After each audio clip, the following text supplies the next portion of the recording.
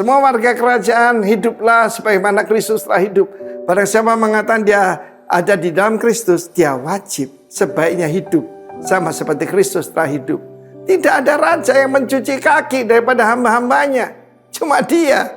Dan saya masih ingat saudaraku firman yang sama yang saya sampaikan minggu yang lalu. Mika 6 ayat ke-8. Ini penting sekali.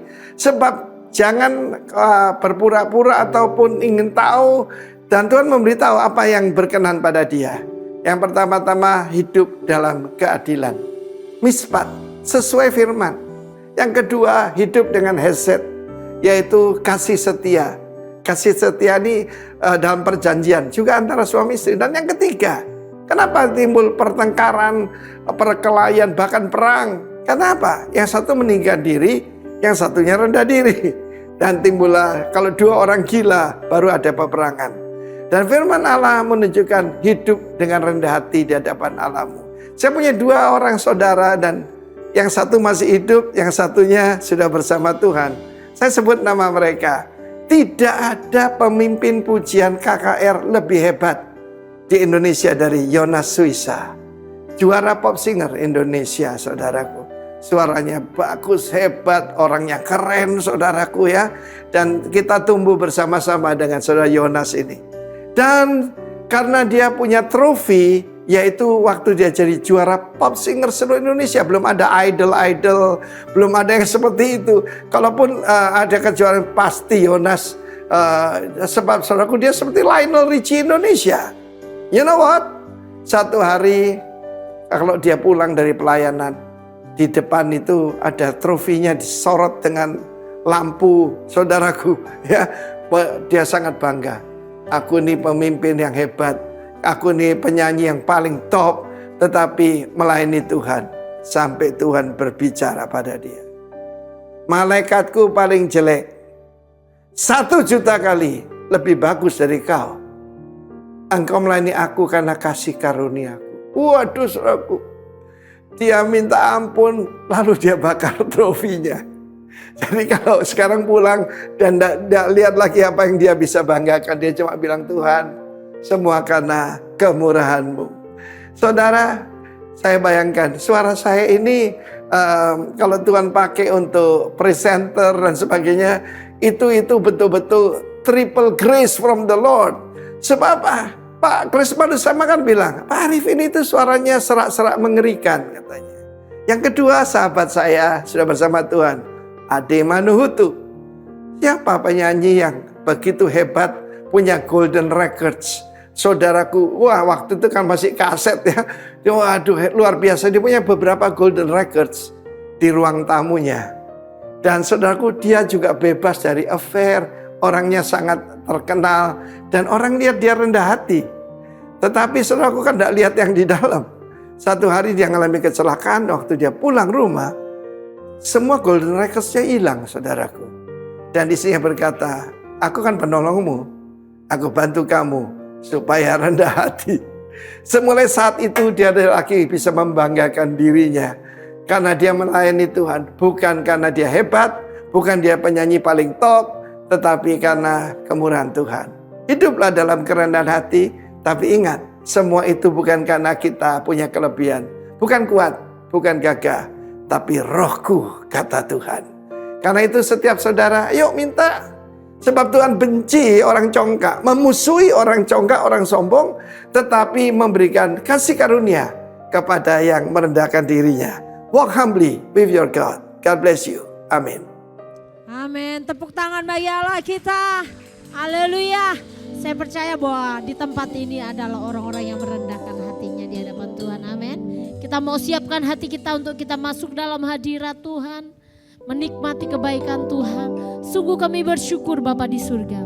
Buat hari ini kami boleh datang ke hadirat-Mu. Satu yang menjadi kerinduan kami. Kami mau menyenangkan hati-Mu. Kami merendahkan hati kami di hadapan-Mu. Kami perlu Engkau Tuhan. Kami perlu kuasa-Mu. Kami perlu urapan-Mu Tuhan. Mengurapi setiap kami. Dan kami percaya Tuhan hari ini kami datang ke hadirat-Mu.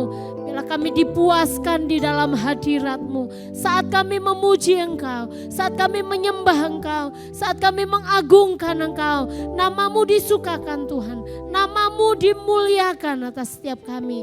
Terima kasih Bapa.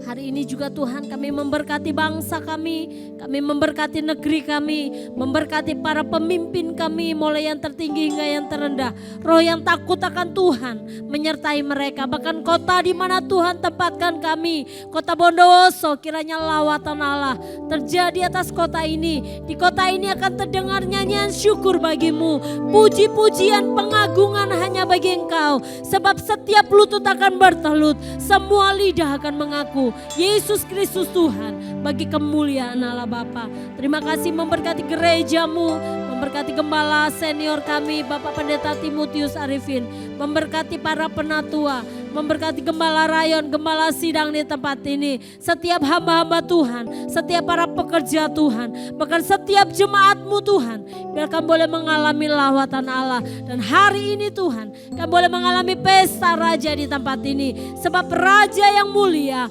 hadir di tempat ini, Tuhan yang berkuasa hadir di tengah kami, dan Kau siap melawat setiap kami. Terpuji namamu Bapa, kami dedikasikan hidup kami bagi kerajaan-Mu. Datanglah kerajaan-Mu, jadilah kehendak-Mu di tempat ini seperti di surga, di dalam nama Tuhan Yesus Kristus. Haleluya, amin. Terima kasih Tuhan, kami mau membawa korban syukur kami kepadamu Tuhan.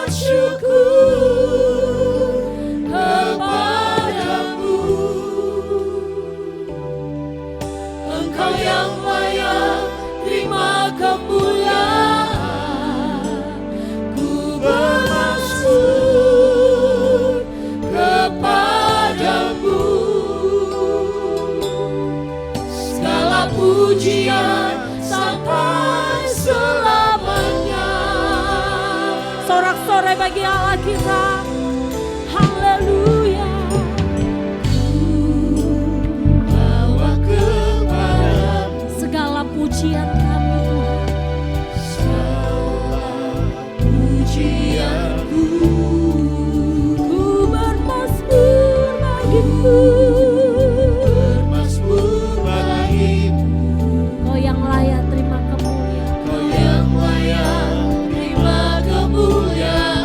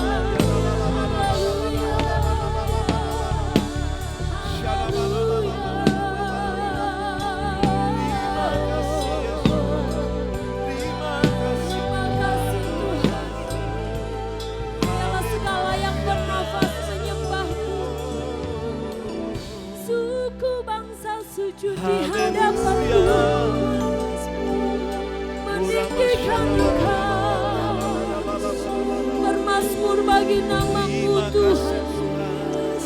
Haleluya, hari bagi-Mu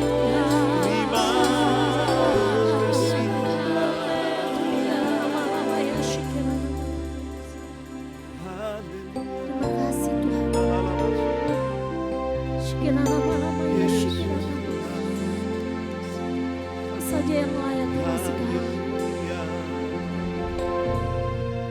Kau saja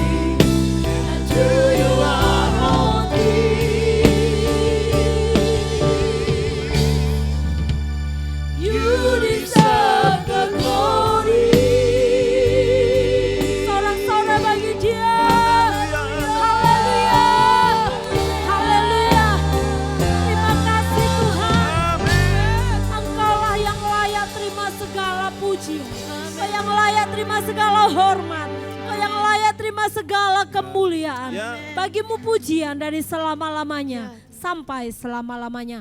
Mari yang siap memuji Tuhan, sama-sama katakan amin. Saudara percaya Dialah sumber kekuatan kita, amin. Haleluya.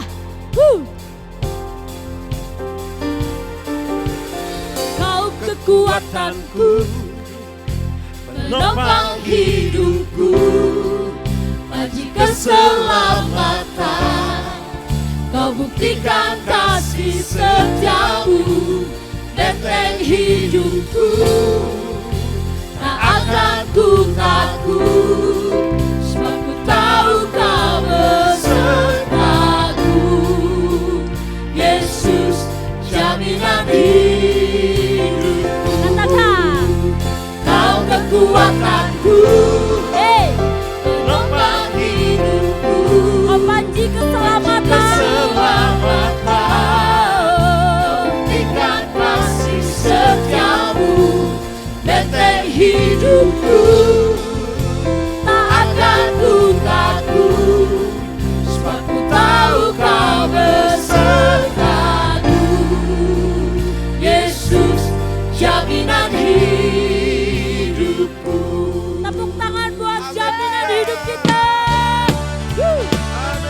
Haleluya. Engkaulah Tuhan yang memegang setiap hati.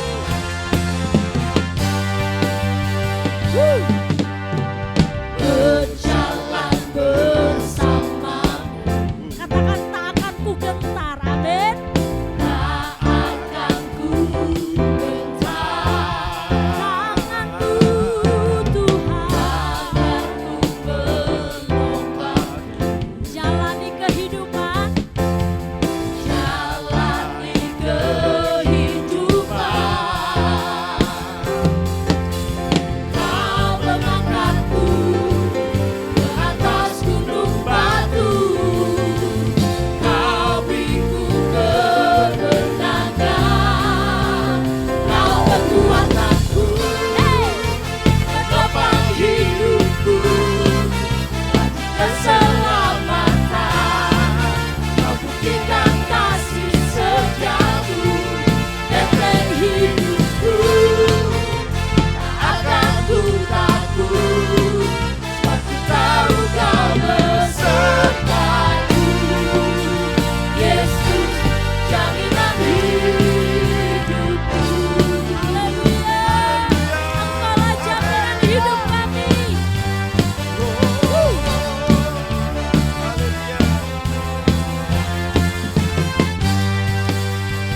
Sama-sama katakan, berjalan bersamamu.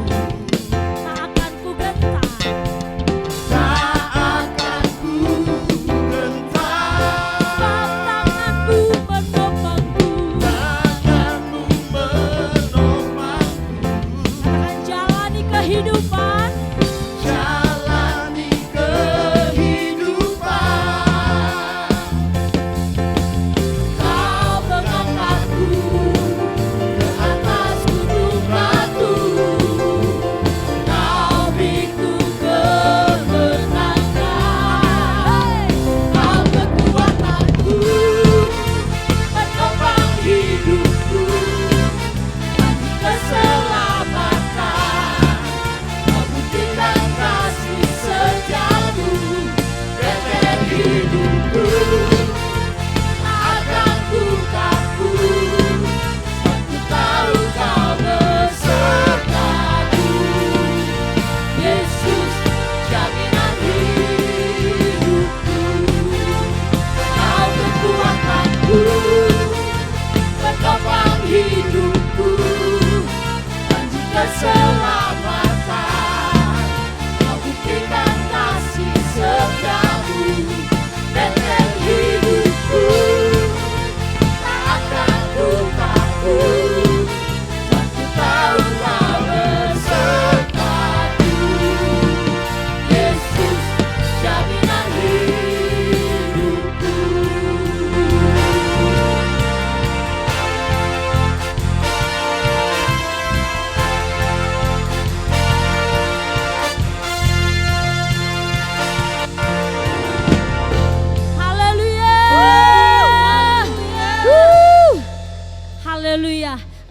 gunung batuku Tuhan, Kau menara perlindungan, Kau Tuhan yang hebat. Saudara percaya, kita ada dalam perlindungan Tuhan. Amin. Bersama dengan Haleluya. Tuhan, kita akan melakukan perkara yang Amin. besar. Yesuslah yang menjadi tempat perteduhan kita.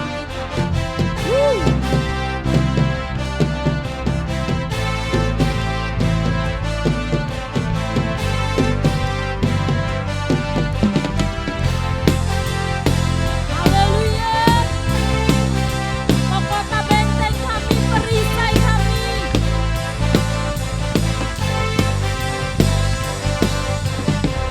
Batu karang yang teguh,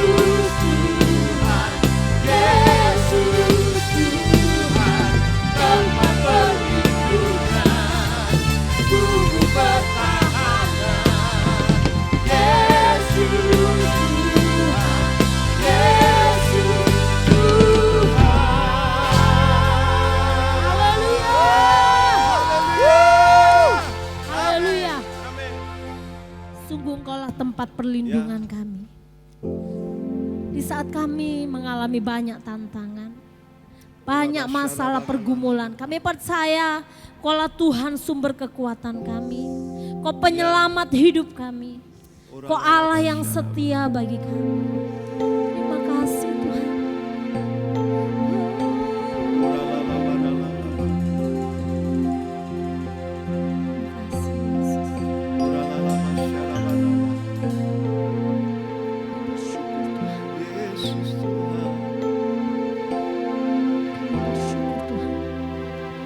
Inilah hidupku, ku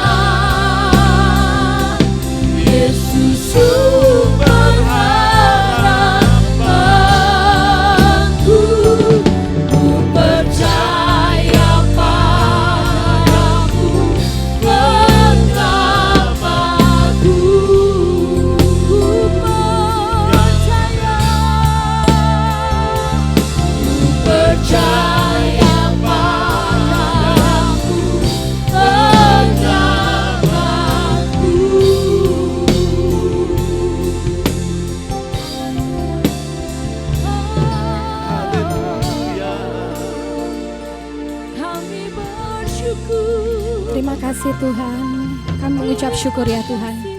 Hanya dekat denganmu Tuhan, kami merasa tenang ya Tuhan. Engkau sumber pengharapan kami, Engkau sumber damai sejahtera kami ya Tuhan. Terima kasih Tuhan, sungguh kami mengucap syukur Tuhan pada malam hari ini. Kalau kami boleh memuji dan menyembah Engkau, kami boleh mendengarkan apa yang menjadi isi hatimu Tuhan. Engkau rapi setiap kami buka hati kami yang selebar-lebarnya Tuhan. Biarlah Roh Kudus Engkau sendiri yang membimbing setiap kami ya Tuhan. Terima kasih Tuhan, sungguh kami mengucap syukur. Kami berdoa hanya di dalam nama Tuhan Yesus. Haleluya. Amin. Selamat malam saudara-saudara. Shalom. Oke, sekali lagi ya, semangat ya. Shalom. Oke, buat yang streaming juga shalom gitu ya. Oke, terima kasih Pak Herman sekali lagi dan Ibu yang memberikan kesempatan buat saya untuk membagikan firman Tuhan pada sore hari ini. Mungkin hari ini saya bilangnya sih gak terlalu firman yang gimana banget gitu ya. Tapi saya rindu untuk saya men-sharekan kepada kita semua gitu ya. Apa yang saya sudah pelajarin saudara-saudara selama kehidupan saya gitu ya. Jadi nanti mungkin yang saya sampaikan mungkin lebih banyak sharing gitu ya. Saya berharap apa yang saya sudah pelajari selama ini saya bisa rapel semua gitu ya dan bisa saya sampaikan kepada kita semua, oke? Seperti yang kita ketahui bahwa topik kita pada bulan ini itu adalah apa saudara-saudara? Practicing humility. Gitu ya, oke. Jadi kita mempraktekkan kerendahan hati gitu. Saya yakin dan percaya ini adalah tuntunan Tuhan yang luar biasa buat kita semua gitu ya. Kenapa saudara-saudara? Karena kerendahan hati itu sangat dibutuhkan buat kita semua saudara-saudara. Nanti kita akan bahas satu persatu ya mengenai hal itu. Kalau kita lihat tuntunan yang Tuhan berikan buat gereja kita pada tahun ini ya, di mana tahun ini tema besar kita adalah Year of Preparation ya di tahun 2025 ini. Kita di bulan Januari kita sudah belajar bersama-sama saudara. Yang pertama di bulan Januari kita belajar tentang pemulihan hubungan gitu ya. Pemulihan hubungan itu nggak akan terjadi ketika tidak ada kerendahan hati saudara dari setiap kita gitu ya. Nah yang kedua yang Februari kita belajar mengenai mengampuni saudara-saudara. Mengampuni itu juga nggak akan bisa terjadi kalau kita itu tidak merendahkan hati kita. Ya, gimana kita mengampunin orang gitu ya. Kalau misalnya juga istilahnya ya aku gengsi nih untuk ngampunin nih gitu ya. Nah itu gak akan terjadi saudara-saudara. Yang di bulan Maret kita udah belajar mengenai rekonsiliasi saudara-saudara ya. Jadi rekonsiliasi ini juga tidak akan terjadi ketika tidak ada kerendahan hatian dari satu yang lain, dia menyadari gitu ya. Oh ya ini ya ada kekurangan nih, yang satu ada kelebihan kekurangan. Tidak akan ada rekonsiliasi ketika tidak ada kerendahan hati juga saudara-saudara ya. Dan bulan ini kita belajar mengenai melatih kerendahan hati. Nah ini ya. Dan nanti di bulan-bulan selanjutnya ya, kalau kita lihat topik-topik yang ada itu menuju ke semuanya itu bisa dilakukan ketika kita memiliki kerendahan hati ya. Nah kalau saya bahas sekilas ya, bulan Mei kita akan belajar untuk tidak mementingkan diri sendiri. Itu termasuk buah dari kerendahan hati ya. Dan di bulan Juni kita akan belajar Tuhan meninggikan yang rendah. Nah jadi ingat saudara-saudara, Tuhan itu nanti akan meninggikan orang-orang yang sombong saudara-saudara. Kenapa? Bukan karena apa? Karena Tuhan tuh sayang banget sama kita gitu ya. Oke, dan selanjutnya saudara, kita akan melihat ya di bulan Juli kita akan belajar tentang kejar kekudusan ya. Di bulan Agustus berjalan dalam kesolehan. Nah kesolehan dalam arti apa gitu ya. Berjalan dalam ketaatan, dalam kepatuhan dan kesungguh-sungguhan saudara-saudara. Nanti kita akan belajar hal itu di bulan Agustus ya. Saya yakin dan percaya topik-topik kita ini sangat menarik saudara-saudara ya. Karena at the end Tuhan tuh sedang mempersiapkan kita semua saudara-saudara. Nah selanjutnya di bulan September. Ya, kita akan belajar mengenai hidup sebagai warga negara kerajaan surga. Gimana sih caranya gitu ya. Nah dan juga di bulan Oktober kita akan diajar bagaimana kita waspada, kita berhati-hati, kita bersiap-siap saudara-saudara gitu ya. Nah dan di bulan November kita akan belajar memelihara ketekunan gitu ya. Memelihara ketekunan dengan cara gimana gitu ya. Dengan cara kita bertahan dan kita terus berusaha. Saya yakin dan percaya bahwa kehidupan di dalam dunia ini semakin hari tidak semakin bertambah baik saudara-saudara. Nah tapi orang-orang yang bisa bertahan itu adalah orang-orang yang memiliki kerendahan hati, saudara. Nah sekarang pertanyaannya apa hubungannya ya gitu ya. Nah nanti kita akan bahas hal itu ya. Oke, dan selanjutnya di bulan Desember ya, hidup penuh dengan kesiapan. Nah ini Tuhan sedang mempersiapkan kita semua saudara-saudara ya. Tuhan sedang mempersiapkan mental kita, Tuhan lagi siapin. Sikap kita Tuhan sudah siapin ya. Dan keterampilan kita pun Tuhan siapin gitu. Kenapa kok Tuhan siapin buat kita semua? Yang tadi lagu kita nyanyikan saudara-saudara. Karena ada rencana Tuhan yang begitu luar biasa dalam kehidupan kita semua. Ada amin saudara-saudara?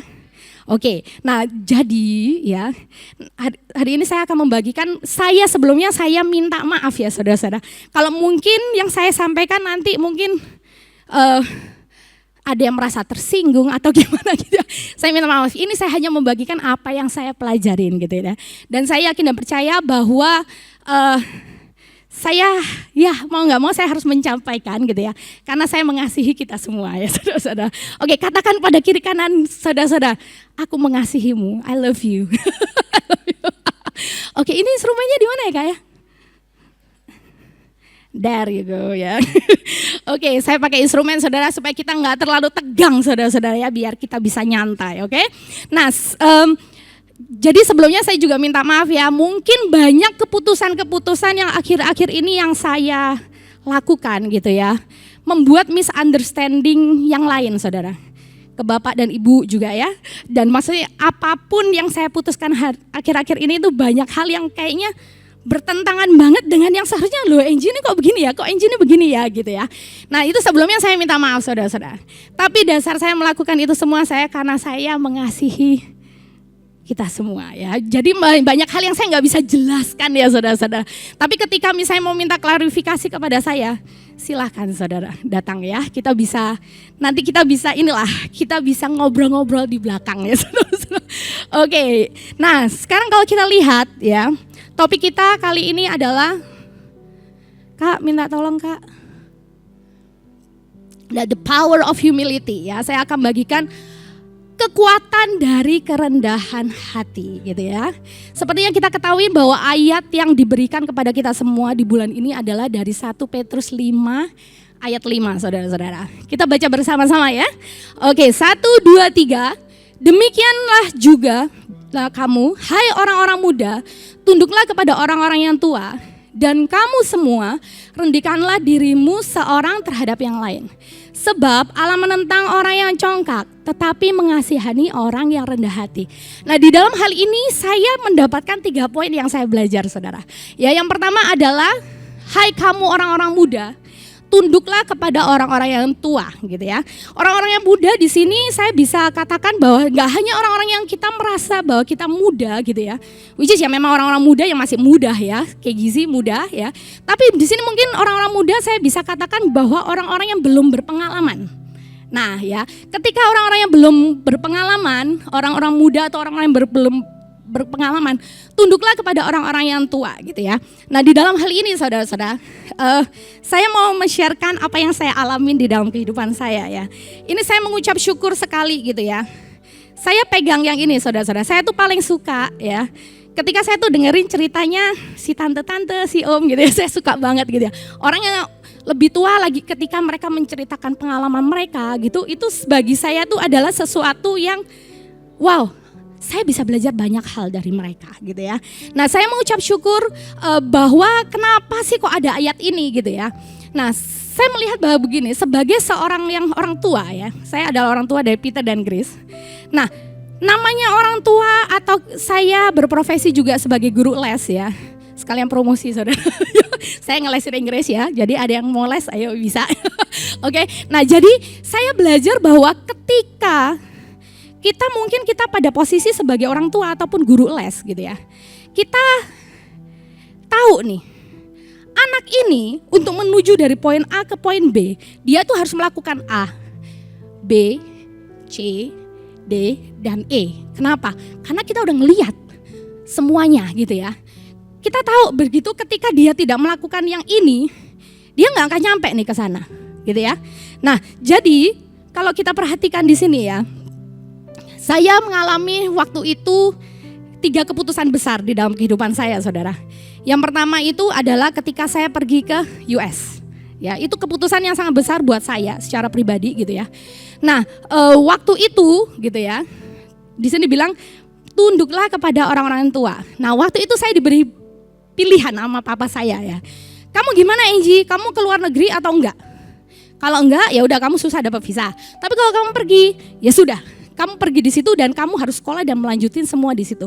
Yang saya mengucap syukur sebelumnya, itu saya ingat banget ketika saya kelas 4 SD, saudara.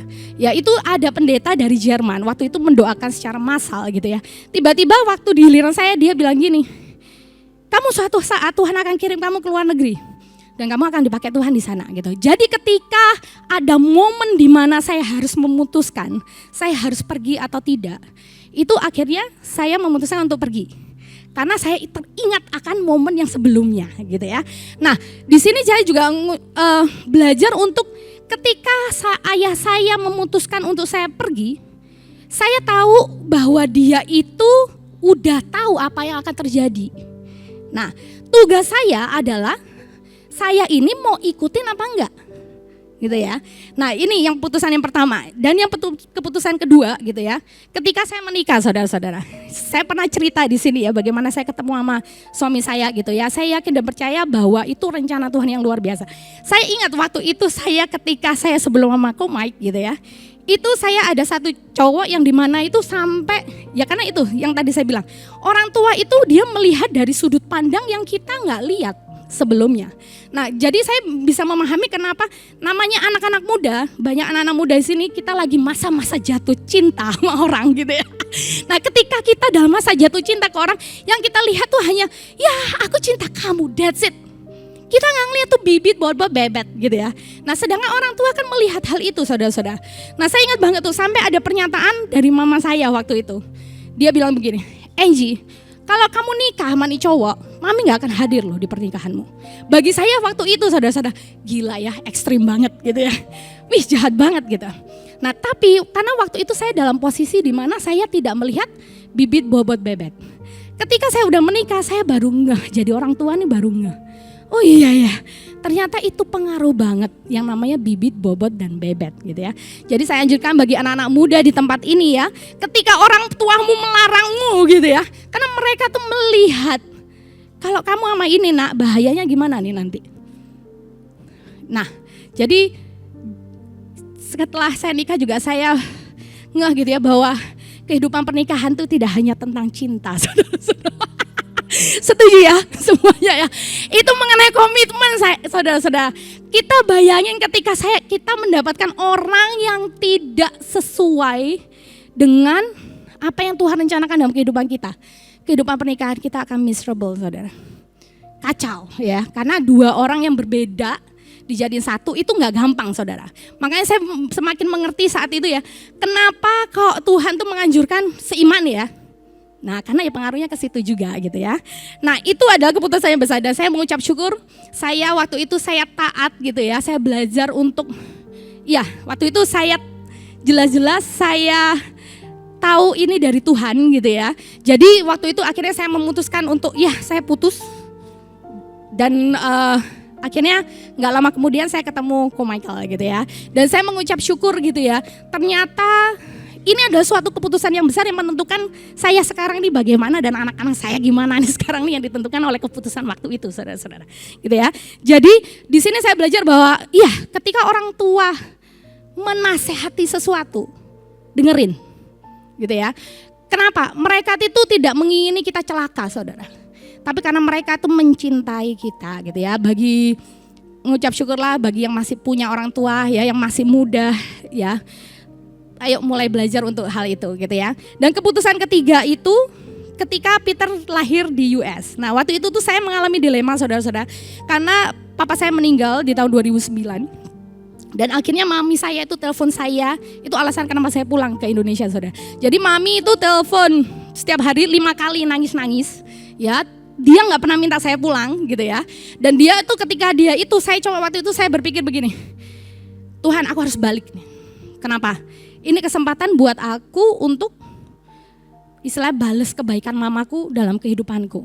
Nah waktu itu saya tuh dilema banget karena waktu itu saya lagi hamil Peter umur 5 bulan saudara-saudara. Ketika saya lagi hamil Peter 5 bulan, papi meninggal di bulan April, dan saya kelahiran Peter itu diperkirakan di Agustus. Jadi saya harus menunggu another 4 months ya, 4 bulan kemudian untuk Peter lahir. Itu benar-benar dilema yang luar biasa buat saya.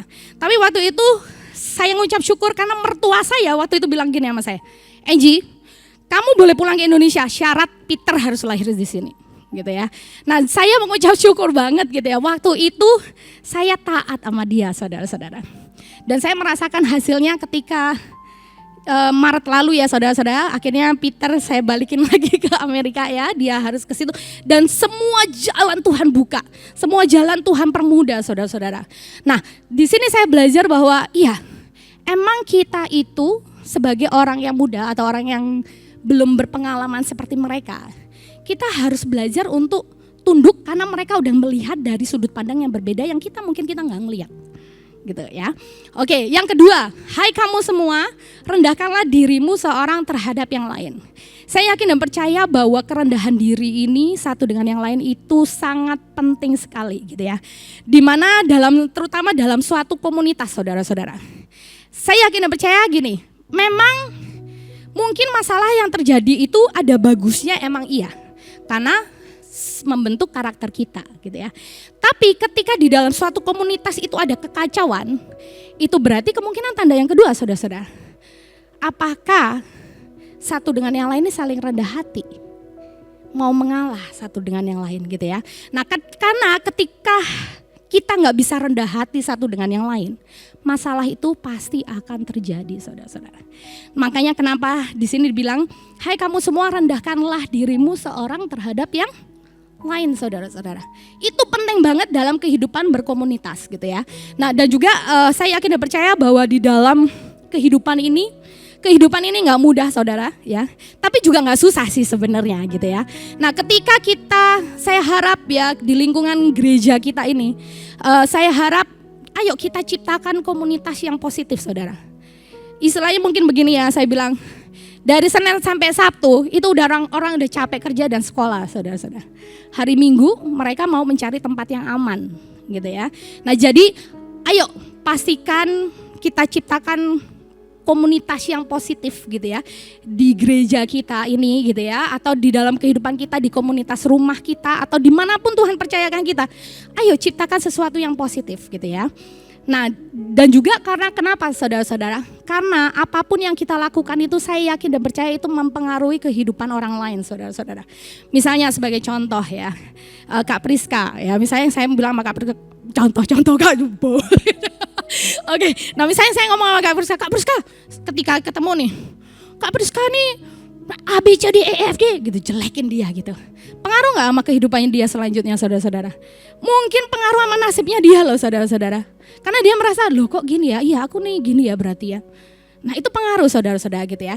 Makanya di sini saya belajar kenapa Tuhan mau kita merendahkan diri satu dengan yang lainnya juga, gitu ya.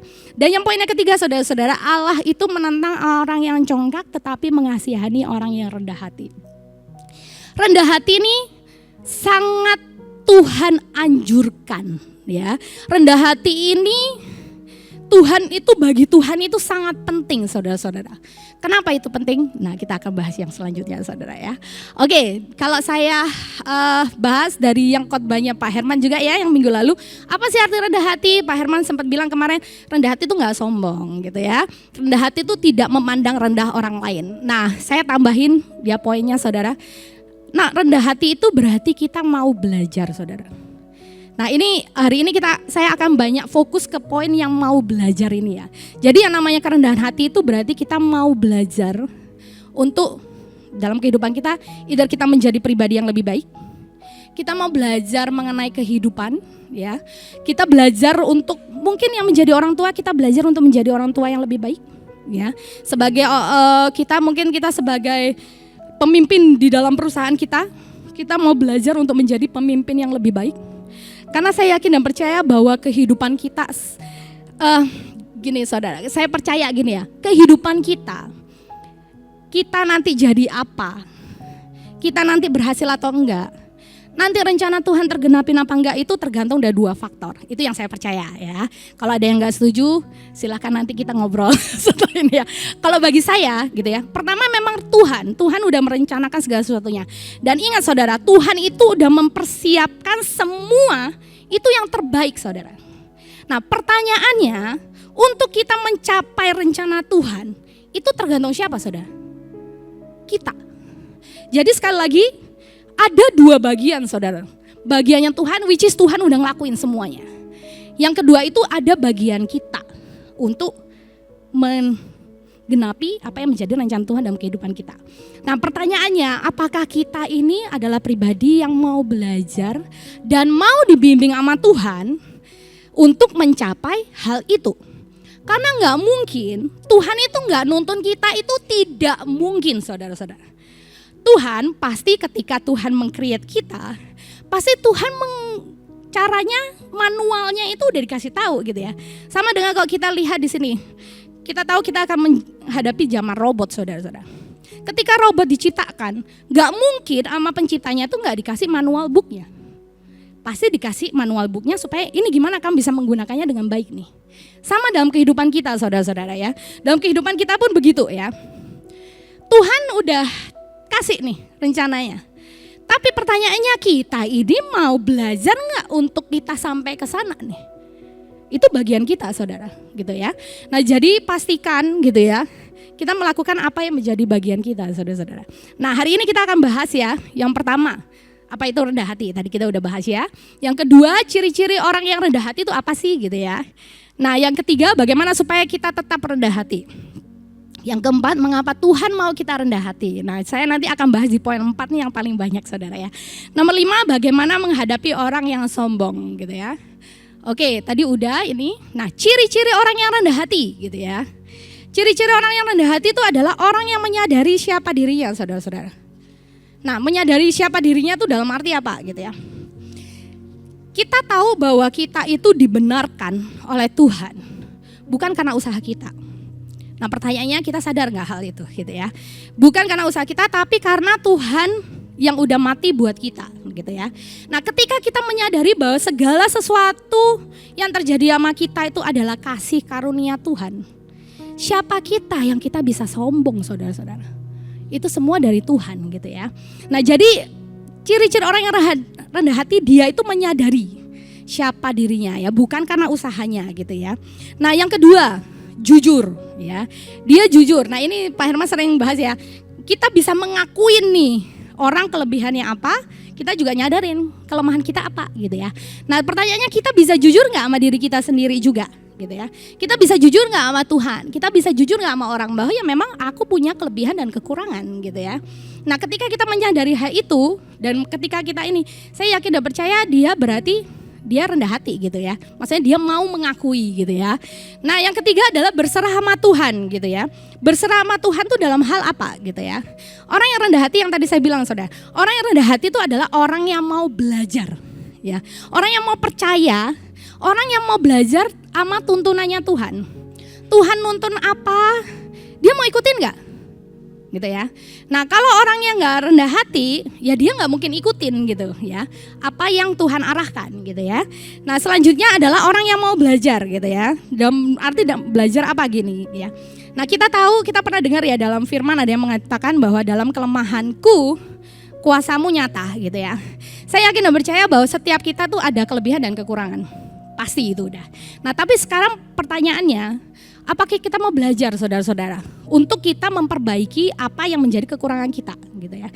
Karena ketika kita hanya berfokus pada kekurangan kita, ya udah aku nggak bisa ngelakuin ini, aku nggak bisa ngelakuin itu. Iya kamu emang nggak bisa. Terus kamu mau belajar nggak? Gitu ya. Nah kalau orang yang rendah hati dia pasti mau belajar gitu ya. Dan saya yakin dan percaya kalau bagi saya pribadi ayat ini itu lebih ke oke, saya kelemahannya di area A, saya akan banyak fokus di area itu sehingga itu nggak jadi kelemahan saya lagi, tapi itu menjadi kelebihan saya nantinya gitu ya. Oke, selanjutnya orang yang mau berbagi ilmu. Nah ini ya, saya sering jumpain juga orang yang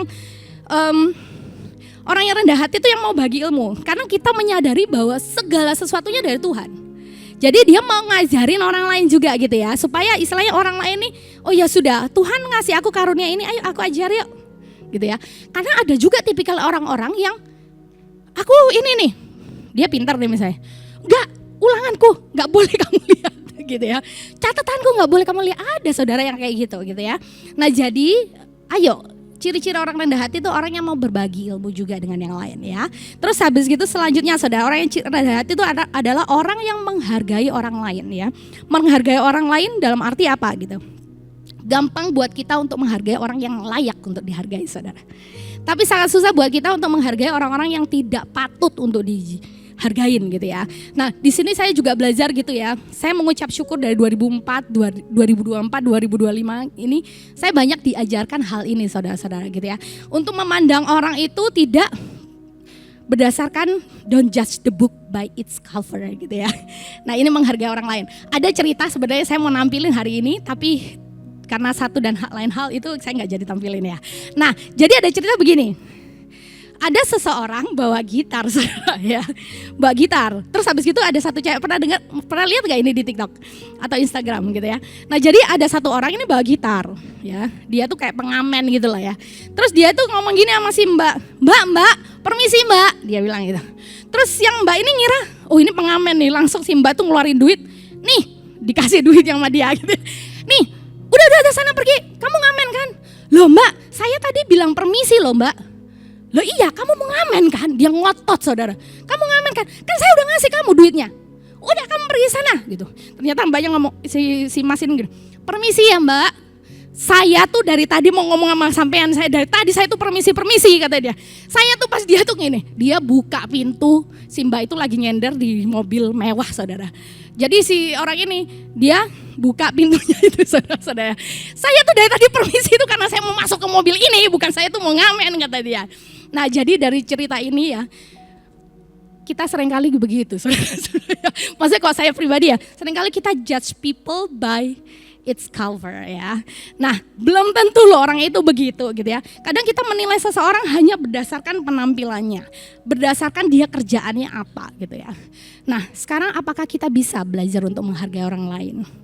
Oke, yuk kita belajar bersama-sama gitu ya. Juga menghargai orang lain tuh dengan hal yang simple saudara. Mungkin itu kita bisa praktekkan dalam gereja kita gitu ya, dalam suami istri dan sebagainya. Kita nih gampang gak sih kita nih say sorry? Kalau kita salah kita say maaf ya gitu. Kadang kan kita gengsi mau say maaf gitu ya. Terus apakah kita gampang untuk say thank you udah dibantu ya. Kita lewat apakah kita gampang say permisi gitu ya. Nah saya belajar saudara menghargai orang lain nih, saya belajar menghargai Peter saudara. Ya akhir-akhir ini yang terjadi adalah tidak gampang ternyata saudara-saudara menghadapi anak remaja nih. Aduh gitu ya. Nah jadi saya belajar untuk selama ini kan saya memiliki prinsip bahwa ya udah you have to follow me gitu. Saya nggak peduli dengan point of view-nya dia sebagai seorang remaja gitu ya. Nah sampai pada suatu saat dia mengungkapkan apa yang menjadi isi hatinya dia ke saya gitu. Nah dalam hal itu saya masih tetap beberapa hari itu saya tetap bergumul. Ya tapi kan ini seharusnya begini, ini kan gampang banget. Harusnya kan begini dong gitu kan. Kok kamu mikirnya begitu sih? Masih begitu-begitu saya saudara-saudara. Tapi di sini saya belajar untuk iya ya. Tiap orang itu nggak sama pola pikirnya ya. Tapi apakah kita mau belajar untuk menghargai perasaan orang lain juga gitu ya. Nah jadi di sini saya belajar begitu saudara. Dan juga belajar menghargai orang lain dalam hal apa saudara. Ingat bahwa setiap kita menjadi kita yang sekarang itu karena ada orang-orang yang berkorban buat kita saudara. Entah mereka korban waktu, mereka korban uang, mereka korban tenaga. Saya hari ini menjadi Angie yang sekarang karena berkat orang tua saya saudara-saudara. Saya menjadi seperti ini, menjadi istri yang seperti ini atau saya menjadi orang tua yang begini karena ada orang-orang yang berkorban buat saya saudara-saudara. Ya, apakah kita bisa menghargai hal itu saudara-saudara? Gitu ya. Ingat kita ini adalah produk dari orang-orang yang udah berkorban buat kita gitu ya. Ayo kita belajar bersama-sama untuk berkorban buat orang lain gitu ya. Nah yang selanjutnya saudara-saudara. Ciri orang yang rendah hati adalah orang yang bisa berkolaborasi satu dengan yang lain gitu ya. Saya yakin dan percaya bahwa setiap kita punya pemikirannya masing-masing ya. Nah tapi pertanyaannya apakah kita bisa ketemu di tengah? Oke, sebagai contoh misalnya suami istri ya. Suami maunya A, enggak bisa, harus begini. Si istri maunya B. enggak dong, harusnya kan begini gitu ya. Bisa nggak kita ketemu di tengah?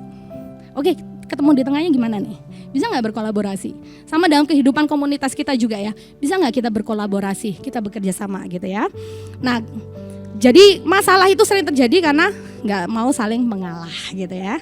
Oke, bagaimana supaya kita bisa tetap rendah hati gitu ya? Oke, kalau yang minggu lalu Pak Herman udah sampaikan ya. Pertama, meneladani sikap dan pikiran Kristus ya, yang bagi yang nggak datang minggu lalu. Yang kedua, mengakui ketergantungan kita kepadanya. Yang ketiga, menahan diri dan ego. Nah, mungkin yang saya mau tambahkan hari ini ya, melatih kesadaran diri ya, supaya kita tetap rendah hati. Sadar bahwa kita ini ada karena kasih karunia Tuhan gitu ya. Semua bukan usaha kita 100% gitu ya. Tapi ada campur tangan Tuhan yang utama dalam kehidupan kita. Yang kedua, kenali kelebihan dan kekurangan kita. Ketika kita menyadari bahwa kita ada kelebihan dan kekurangan, itu membantu kita banget untuk kita tetap rendah hati ya saudara-saudara. Yang ketiga, mengucap syukur dengan segala sesuatu yang kita punya ya. Mengucap syukur dalam hal apa gitu ya. Semua karena berkat Tuhan gitu ya. Semua karena kesempatan yang Tuhan berikan kepada kita saudara-saudara. Dan kalaupun ya kejadian buruk yang menimpa kita, semua karena perlindungan Tuhan dalam kehidupan kita saudara-saudara. Oke, selanjutnya, mengapa Tuhan mau kita rendah hati? Nah, ini yang saya akan membahas ya. Oke, Tuhan itu sangat penting bagi Dia. Kenapa kita harus rendah hati saudara-saudara? Karena yang pertama, Tuhan itu sebenarnya karena Tuhan pingin kita tuh merdeka atau bebas. Ya, nah maksudnya apa gitu ya? Yang pertama, kalau kita lihat di sini ya, di Mazmur 25 ayat 9, di sini dikatakan bahwa Tuhan itu membimbing orang-orang yang rendah hati, mengajarkan jalannya kepada orang yang itu ya rendah hati tadi ya, yang mudah diajar gitu ya. Nah, Tuhan tahu ketika kita mengenal kebenaran yang sesungguhnya, itu kehidupan kita akan kita merasa segala sesuatunya tuh lebih mudah saudara. Ya, segala sesuatunya tuh lebih enak gitu ya. Nah, ini yang Tuhan rindukan. Lebih lagi kalau Tuhan ingin kita merdeka tuh dalam arti Tuhan mau kita ketika kita mau percaya sama Dia, ketika kita mau mendengarkan Dia gitu ya. Kita itu tidak perlu melalui lika-liku kehidupan saudara. Meskipun lika-liku kehidupan pasti ada gitu ya. Tapi ketika istilahnya kalau misalnya jalan nih, untuk mencapai situ, itu sebenarnya kita bisa jalannya lurus, ya. Tapi ketika kita nggak mau belajar, kita jalannya jadi kelok-kelok, sudah ke situ dulu deh, gitu ya. Terus habis gitu ke sini lagi, pas baru sampai sana, saudara-saudara gitu ya. Tuhan nggak mau kita mengalami hal itu, gitu ya. Tuhan tuh mau kita merdeka dari hal-hal begitu, gitu ya. Nah, jadi kenapa Tuhan rindu untuk kita, ayo, kamu percaya dan belajar nih. Percaya dan belajar kan sikap orang yang rendah hati saudara-saudara ya. Nah, yang kedua, Tuhan tahu itu membawa kita menjadi sukses. Nah, kalau kita lihat ya, di Tuhan mau kita belajar ya. Kalau kita lihat di Amsal 22 ayat 4 saudara-saudara ya. Ini bunyinya begini saudara. Ganjaran kerendahan hati dan takut akan Tuhan adalah pertama kekayaan ya. Kedua kehormatan. Yang ketiga kehidupan. Nah, dalam hal ini saya membahas itu begini.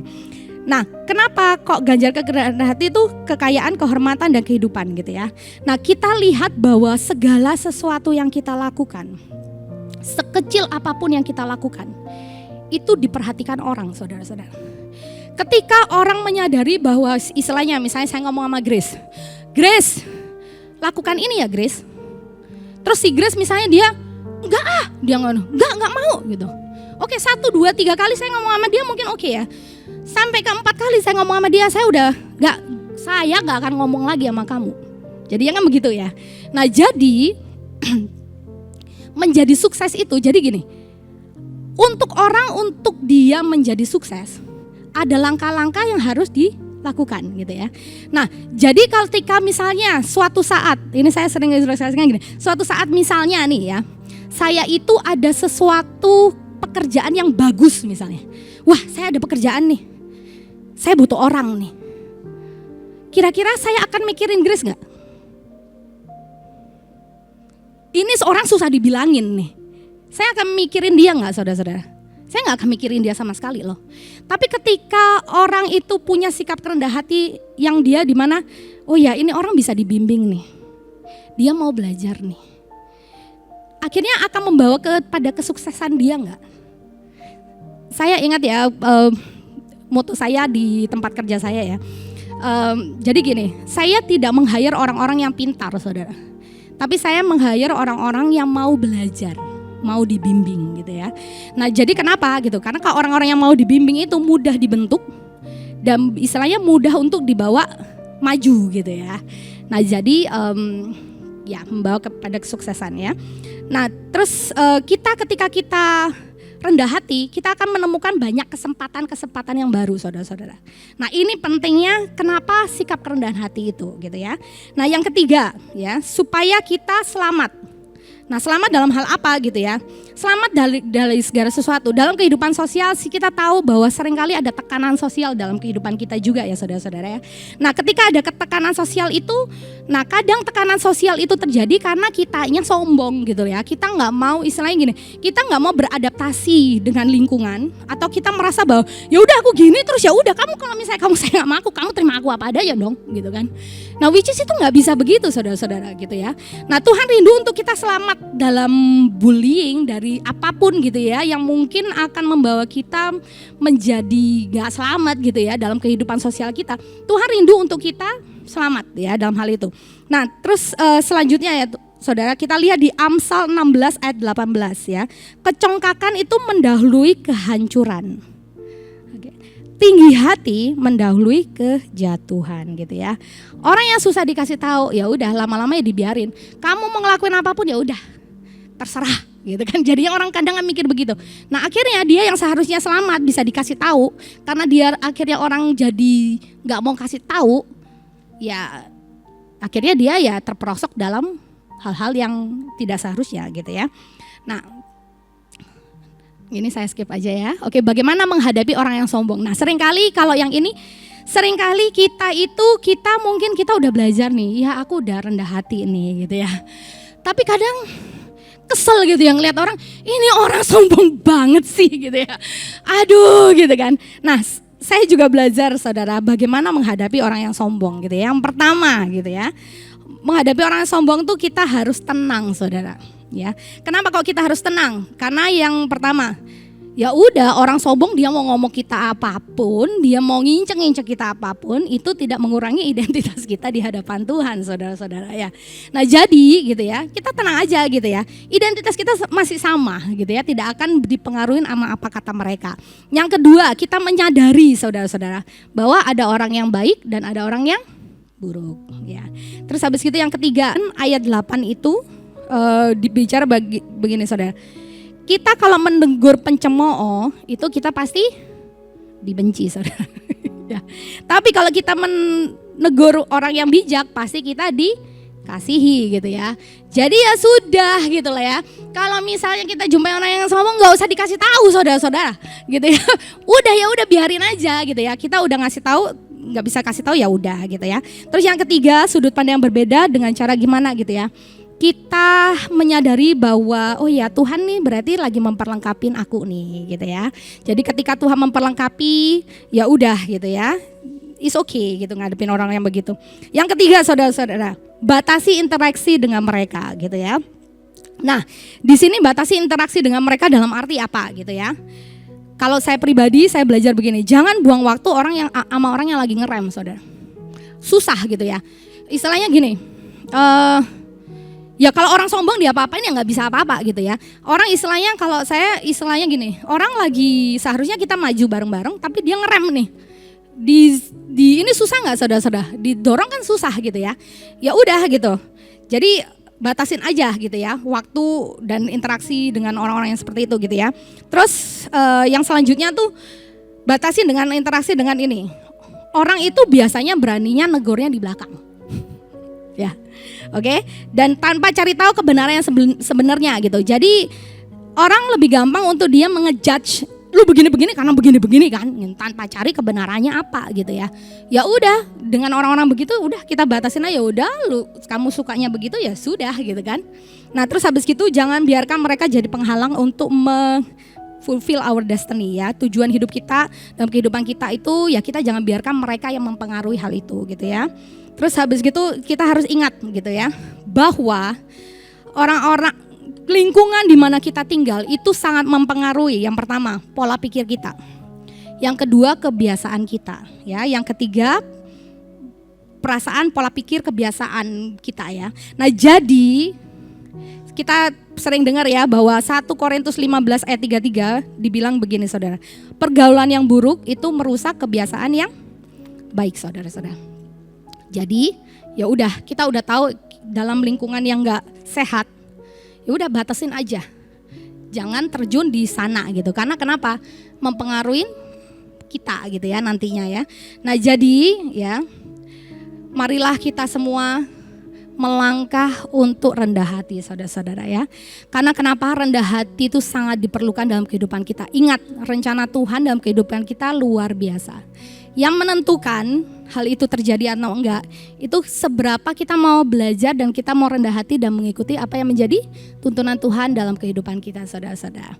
Ada amin saudara-saudara? Saya harap apa yang saya bagikan bisa menguatkan kita semua dan bisa menjadi berkat buat kita semua. Oke, terima kasih.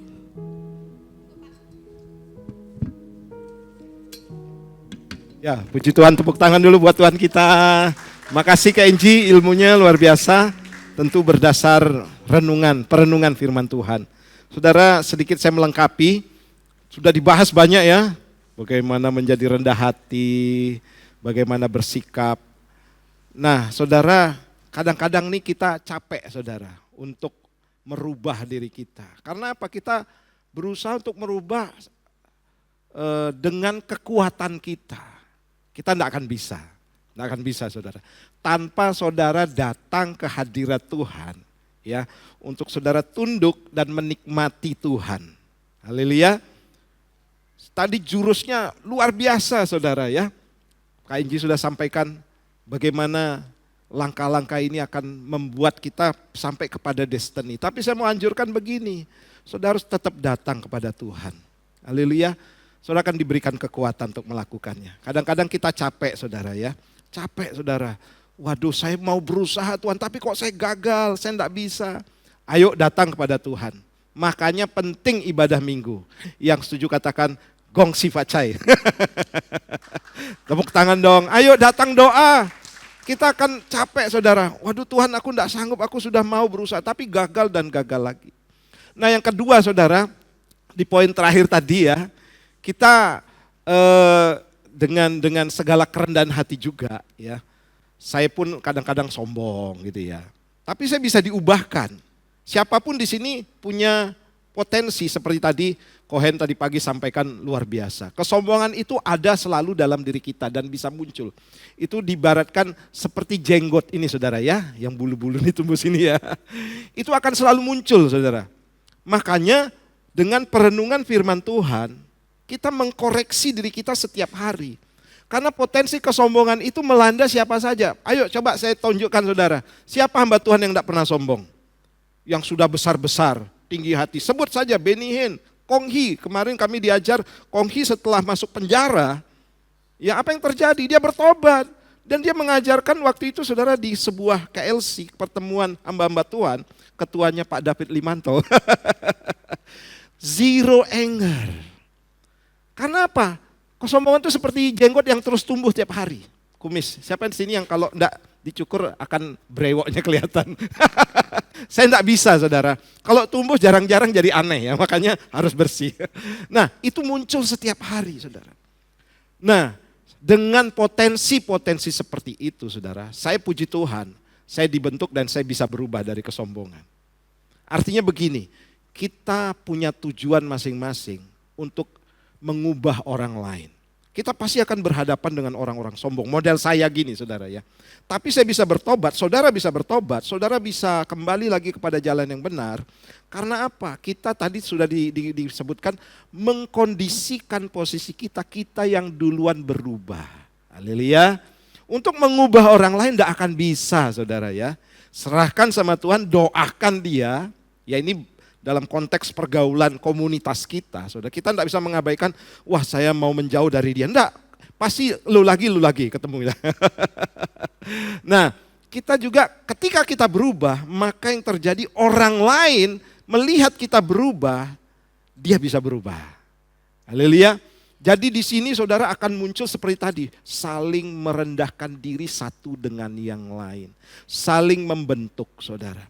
Ya, di sini akhirnya tidak ada yang sombong saudara, semuanya rendah hati. Haleluya.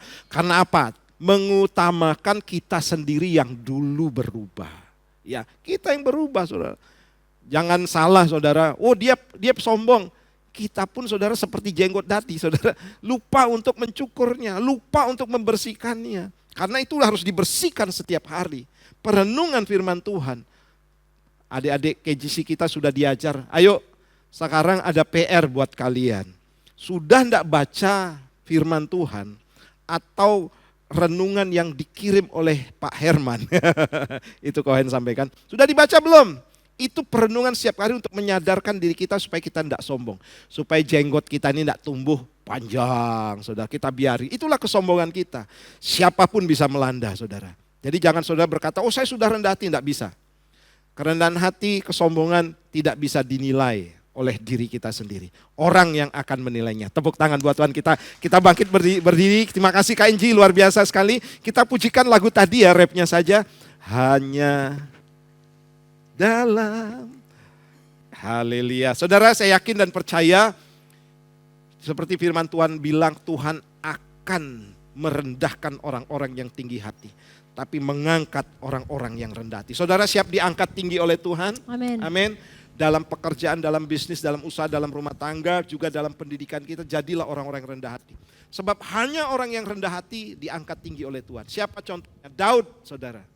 Ya, Daud bukan siapa-siapa. Daud juga punya latar belakang kehidupan rumah tangga yang kacau balau, saudara. Tetapi rendah hatinya membuat dia diangkat tinggi oleh Tuhan. Hanya dalam dekat kepadamu. Mari kita nikmati hadirat Tuhan. Ya, tenangkan hati kami Bapa. Oh, hanya dalam hadirat-Mu rasakan damai-Mu Tuhan. Ya, jadikan kami orang-orang rendah hati.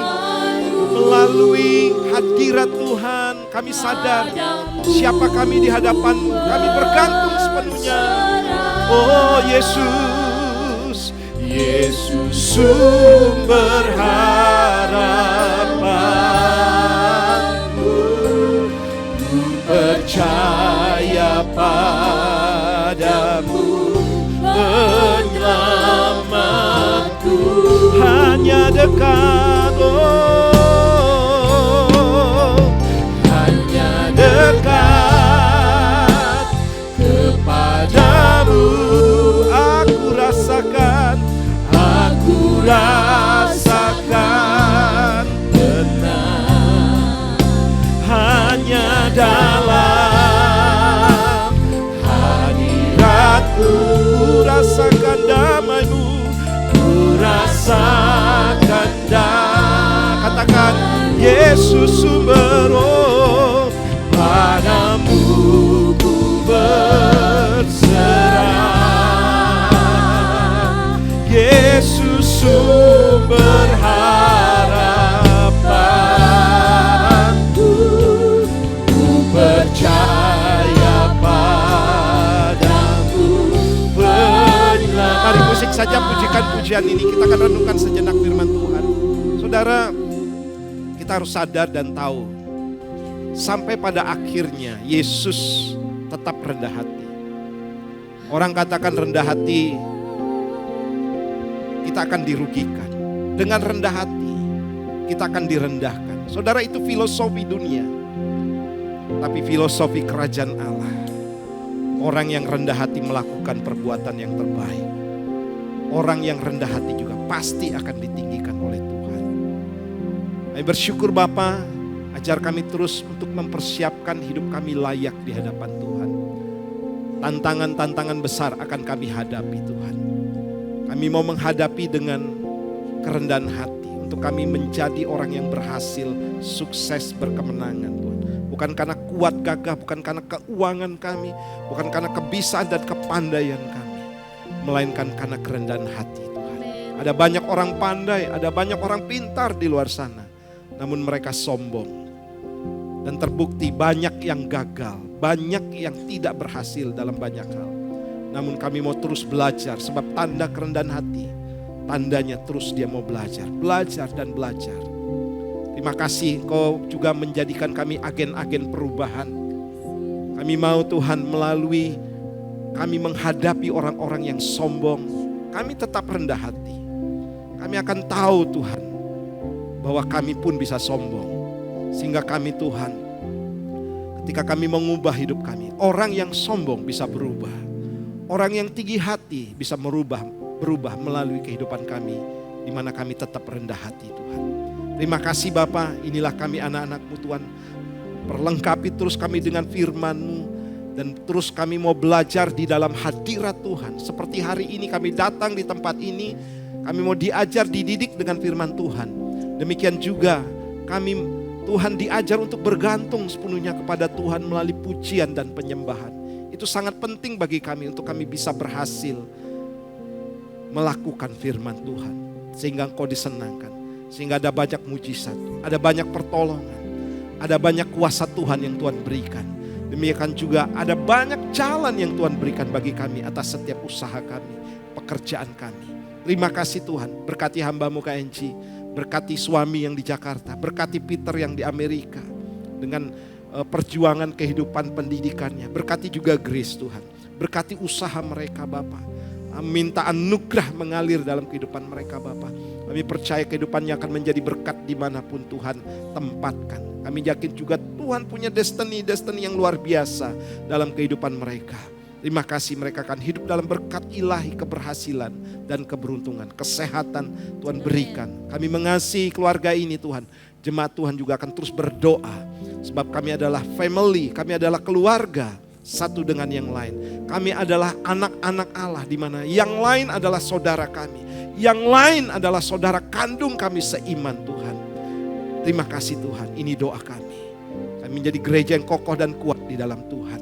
Terpujilah nama-Mu, kami mengucap syukur di dalam nama Tuhan Yesus. Yang diberkati katakan bersama-sama, amin.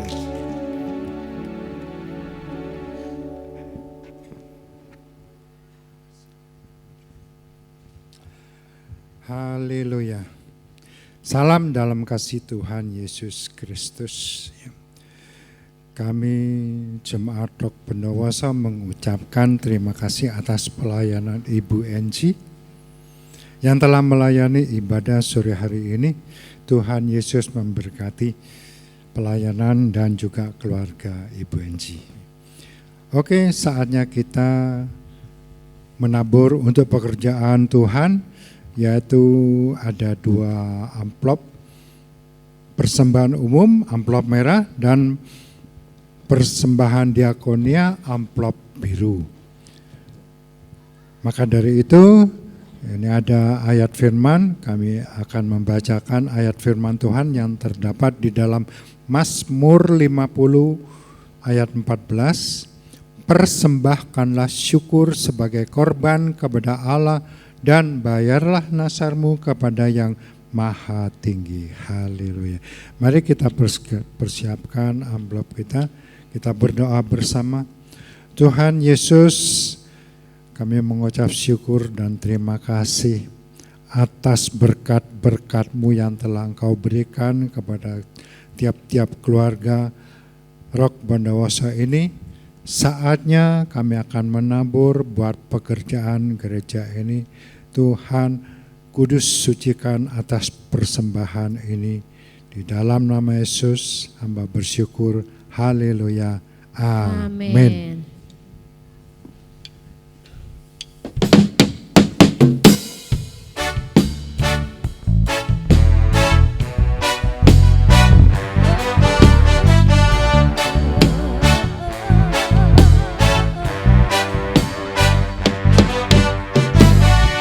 Sungguh kau mempesona, segala perbuatanmu hapuskan raguku.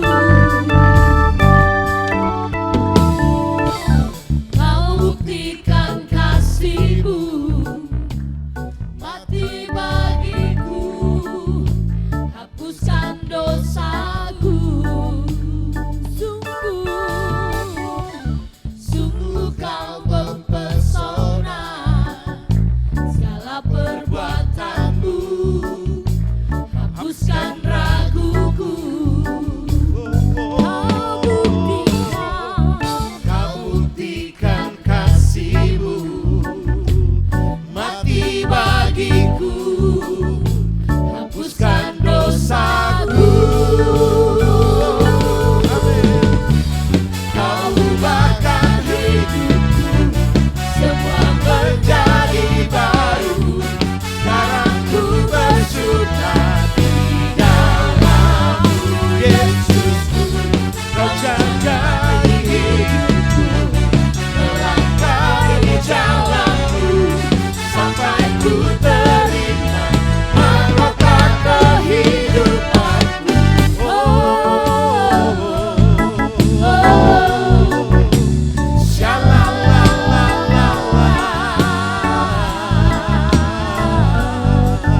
Sungguh kau mempesona, Kau mempesona, segala perbuatanmu hapuskan raguku.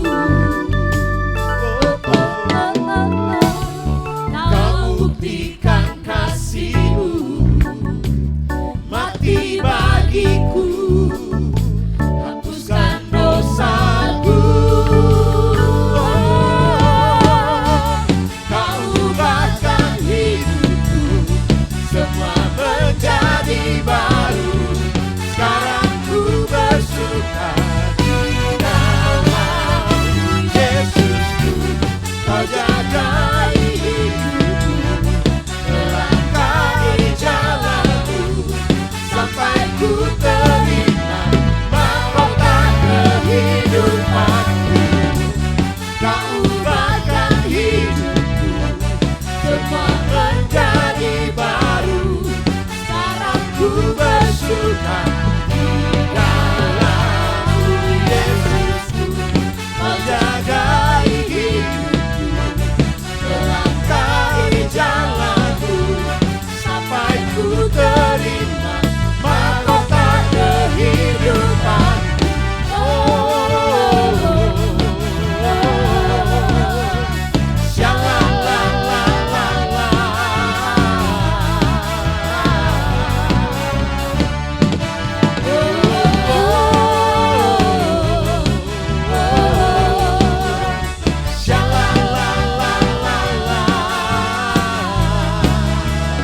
Mahkota bagi kehidupanku.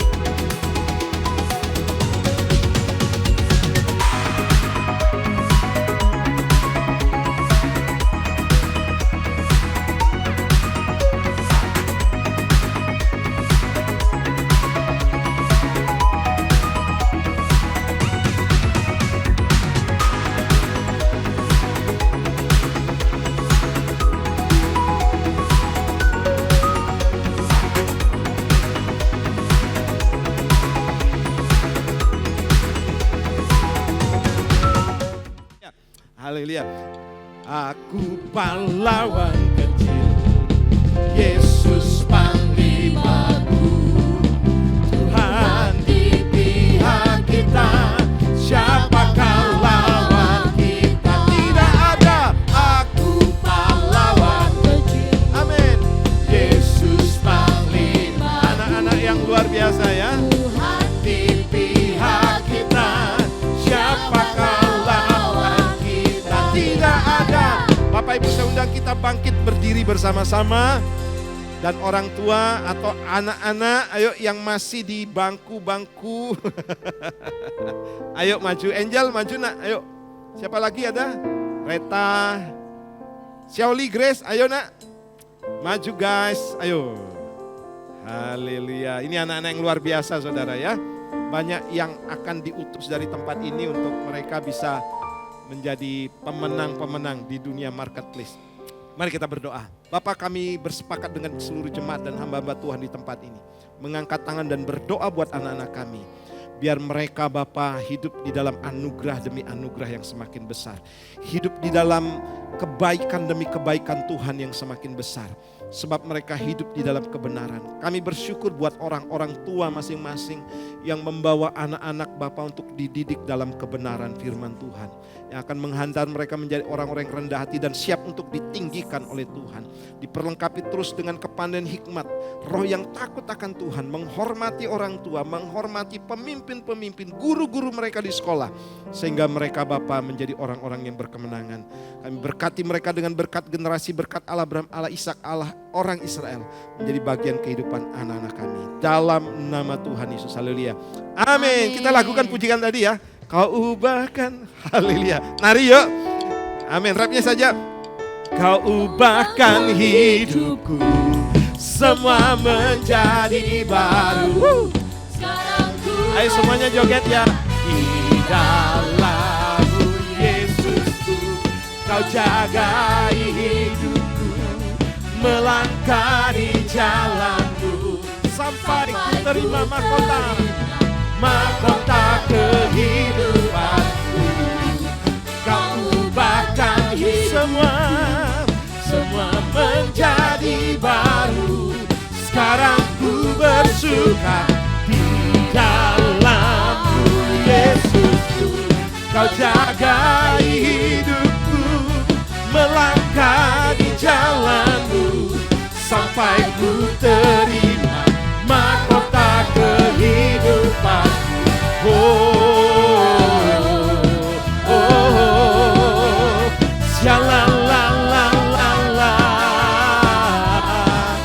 Semua bersuka cita, haleluya.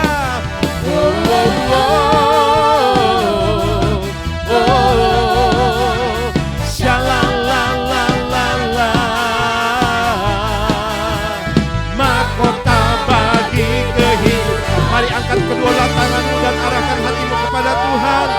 Terima berkat anugerah dari Bapa dalam anaknya yang tunggal Tuhan Yesus Kristus. Dan pertolongan Roh Kudus akan menyertai hidupmu mulai hari ini. Sampai Maranatha, Tuhan Yesus datang kedua kali. Terima berkat di dalam nama Tuhan Yesus Kristus. Yang percaya katakan bersama-sama, amin. Tuhan Yesus berkati.